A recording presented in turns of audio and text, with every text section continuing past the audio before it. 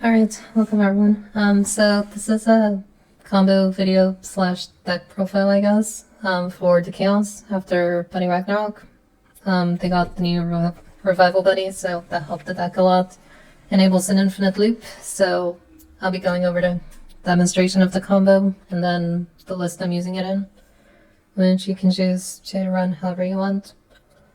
So essentially what the combo does is it's enabled by the new Revival Buddy. So he says during each player's attack phase, once per turn, you can call 2 Chaos in total from your hand or drop zone without paying their call cost to counter speed. So that enables this loop because what you essentially do is you call down Bernova using his ability. When he enters, he says that for the turn you can't take damage and your board can't be rested or leave the field by your opponent's effects. Then it says for the next turn, your opponents can't remove your board or rest it by their effects. So besides burning you out on your own turn, he kind of protects you from losing the game. And then these 2 cards help you loop him back to your hand infinitely. So when you call Kitabuki from Gear God's effect, he will return Bernova to your hand because he says your cards can't leave the board by your opponent's effects. Doesn't say they can't leave by your own effects. So that'll help you bounce Bernova to your hand, and then Words Reclines just over the course of a couple turns gets you your gauge back, so next time your opponent has a turn, you have enough to call Bernova again. He also sends cards back to deck, which helps you not deck out. So I'll go to the combo real quick and then go over the list real quick. So yeah, started. Alright, so in order to start this loop, you really only need at least 2 cards in your deck. It works best if you have 3 cards. You need at least 3 gauge, and you need Bernova in your hand, obviously. And you need 2 copies of Words Reclines and 1 copy of Kitabuki. These can be anywhere between your field, your drop zone, your hand, doesn't really matter. So going to your opponent's turn, you have this setup. So in response to any of their actions, you call down Bernova. Using his ability, you discard your hand and pay 3 gauge. And now your board is invulnerable, can't be destroyed, leave the field, or be rested, and you can't take damage until your opponent's next turn. Or during this turn you can't take damage. And then, yeah. So you let them play out their turn. During your attack phase, you're going to call out one of the Words Reclines and one of the Kitabukis without paying their call costs. You can resolve these in either order you wish. So we'll resolve Kitabuki. This goes back to our hand. Resolve Words Reclines. Send back 2 monsters and 1 spell. So we're going to grab any 2 monsters, doesn't matter. And we'll grab any spell, but it works best if you use the Ruler's Privilege. Put the spell on the bottom. Then you gain a gauge, gain a life, and draw a card. And then it will go back to your turn. So you will draw a card, charge whatever this is, draw a card. It's a monster, so you can call it. You don't have to use his effects, just an extra attacker. You can go to your attack phase. This gives your Gear God 2 critical. You attack with all your cards. You activate a Chaos command, so you can call 2 cards without paying their cost. So usually you're just going to want another Revival Buddy and another Words Reclines. So we'll call these to these positions. Then you activate Words Reclines. Send back 2 monsters and a spell. Not this monster, that monster, spell. Put these back to the bottom. And because you're stacked to your deck, you gain a gauge, gain a life, and you know that you're going to draw a Ruler's Privilege. So you cast it on Gear God, restand him, attack 1 more time, attack with your other cards, go to your opponent's turn. And I have the same setup, 3 cards in deck, Bernova in hand, 3 gauge, and then you just do it again. 3 gauge, call down Bernova, discard your hand, attack phase, call these 2.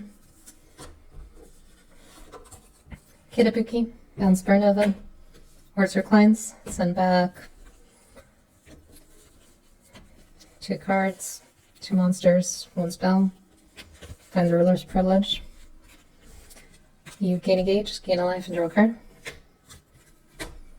And then back to your turn. So you'll restand, draw a card. You can charge this away, draw another card. And then you go ahead and go to your attack phase, attack with everything. Cast a ruler's privilege, restand, attack again for 5. Then you'll activate Chaos Command, call back an Order Cleanse, and whatever else you want. Go for another one of those. This goes away. Order Cleanse, send back any 2 monsters, 1 spell. And again, you're going to draw into a ruler's privilege, so you gauge life, draw, cast it, restand, swing for 5, opponent's turn, just do it again. So in this way, you never deck out, you never get your board removed, and you can only take damage during your own turn. So that's the combo. Alright, so real quick overview of the deck. Like I said, it doesn't really matter what you run in your deck, you can adjust it to your preference. So long as you have 2 copies of him, enough of him, 1 of him, at least 1 of him. Yeah, because those are the combo pieces, but this is what I'm running for now. Feel free to change it up as you like. Buddy, we're using Gear God 7. Well, you could also use Supernova. We'll address that a little later. Flag is the Chaos, and then we still run 1 Infinity to Chaos, just to... essentially, it just lets you have both Gear God 0 and Gear God Rebuddy on the field at the same time. And it gives you an extra attacker. It's kind of like an item. So for the deck, we run 1 Gear God 0, just once per game body block. It's useful if you don't have your combo early enough, helps you stay alive to get there. But you do cycle that deck pretty quickly, so sometimes you don't even need him. You don't really want to call him either, unless you have Infinity to Chaos up, because you always want to be getting 2 costs off of him. So the new Revival Buddy just gets you 2 costs every turn. Lots of value. You don't have to pay the call cost. So you don't get screwed by gauge. And he has double attack, 3 critical and penetrate, so he's good offensively. In my version of the list, he's always swinging for 5. And if you get your loop right, he's always swinging 4 times, even though he just has double attack. They're worked 3 copies. Really good in the early game, helps you on brick. Since he starts with 4 cards from the Chaos, you need good ways to cycle in the early game. 2 copies of Wars for Clients. You need 2 for the combo. You could run more if you want, especially if you're scared of getting React Mooned or something. But I'm just running 2, and it's been fine usually. 2 copies of Kitabuki. You only need 1 for the combo. Having 2 is just like for consistency. So you could run more, you could run less, but you only really need 1. 2 Osiris, charge and draw, card cat, but once per turn. Good in the early game. Aquarium, good in the early game, gauge ramp. Spammable too if you need to. 1's in the beta, tutors your, what's it called, Chaos Gear. Also tutors the Chaos upgrade if you need it. He's not restricted anymore, so you could run more, but I only feel like I need 1, so I just have 1 right now. Then 1 Bernova Rival Buddy, necessary for the combo. He's an Omni Lord and not a Chaos, so you can only run 1.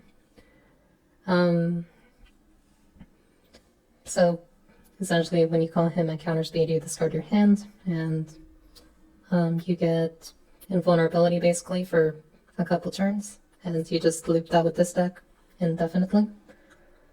Then I run a Dragolem package, so 3 of the Mercenary's Dignity and 1 of the new Overkill.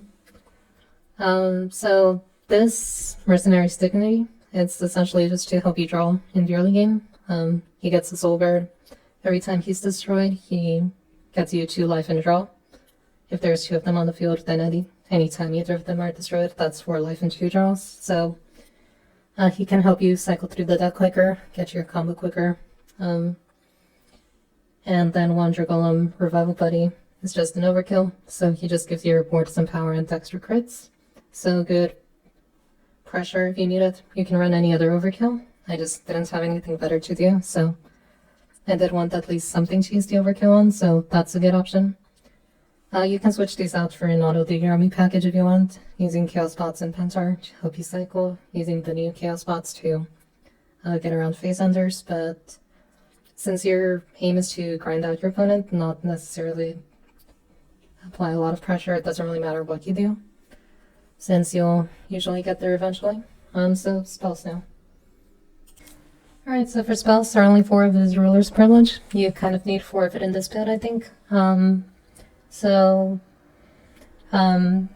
At sorcery speed, you get to add any card that's not named the Ruler's Privilege from your drops onto your hand. Usually this is to salvage any spells you might need in the early game if you're still filtering, or in the late game if you wind up losing your burn over to gauge or mill or something. This helps you get that back because it doesn't have to pick up a chaos. So that's useful in the late game. If you set up your deck right, you can kind of stack your draws enough so that you're always casting 2 of those during each of your turns. That's really no cost to you, so that helps your buddy swing 2 more times. If he's buffed by future card Buddyfight, then that's an extra 10 damage per turn. So 4 Ruler's Privilege, very important for the deck. 3 Population Reduction, it's just good dig. You can do it during either player's turn, once per turn, counter speed. You drop a monster from your field to draw 2 cards and pay a life, but that doesn't really matter.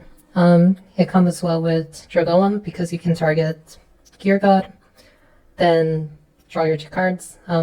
Instead of having Gear God to leave the field, you can destroy your Dragolem using Chaos Drain, and that helps you draw an extra card or 2, so that's a good combo. Super Clash, run 3 copies, just cause stuff from drop with counter speed. Good to help you dig, good to help you toolbox, and good to help you push if you have the gauge to spare in the late game.